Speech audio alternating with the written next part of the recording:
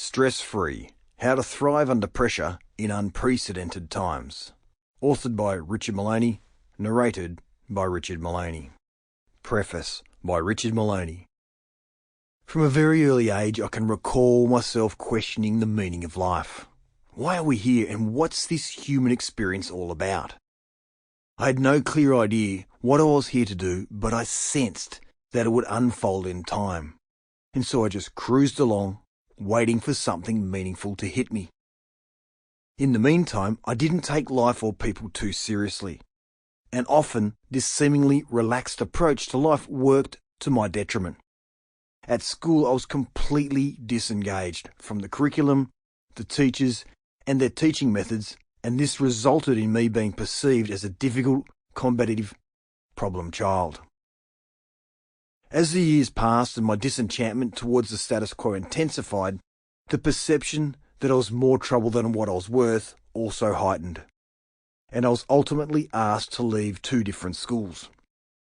I struggled to fit into the box that my parents and teachers expected me to fit into, and so it was assumed that I was a non-academic and wholly incapable of applying myself.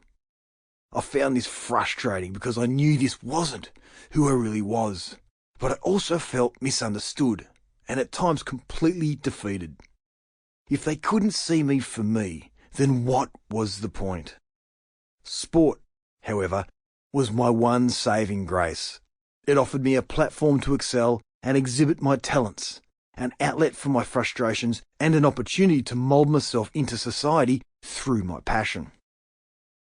I was not only accepted, but also continually recognised and rewarded for my talents, and it felt like the one place where conforming was an option. Unfortunately, this one safe haven in my life was still not enough for me to overcome my demons, and I really struggled mentally throughout my teens.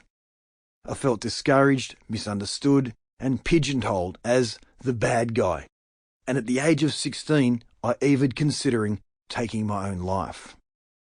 Now, at this point, I still had no clear sense of purpose and no real sense of self.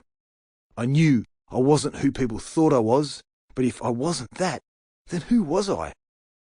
During this tumultuous period, my sporting abilities continued to flourish, and I was recruited to the St Kilda Football Club in the Australian Football League. This was the epitome of success for a footballer, and on the surface, it seemed like a dream come true. The opportunity to play football at the most elite level in Australia, and as one of the Saints, the team I idolised my entire life. Everyone thought I was living the dream, and yet what I gained there was a very stark and unnerving realisation that my attitude towards people, competition, and life in general was rather ruthless and unhealthy. And I didn't even possess the distinction of being best anymore.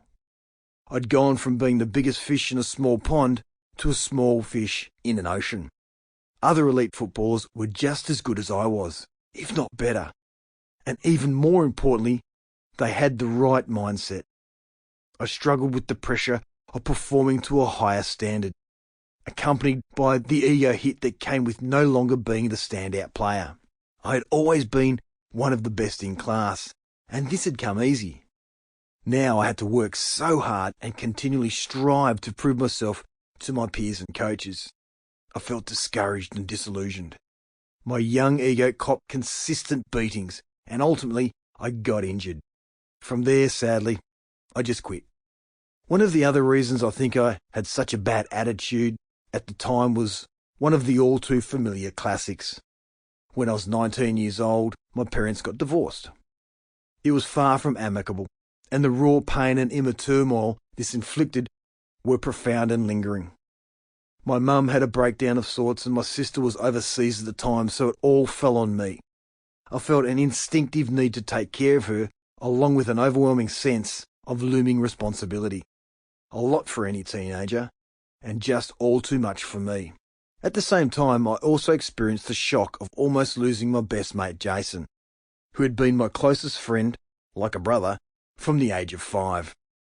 He and his mum were on a road trip when they were involved in a car accident on the Westgate Bridge in Melbourne. A collision at the top of the bridge sent the car into the safety rail, potentially Sample complete. Ready to continue?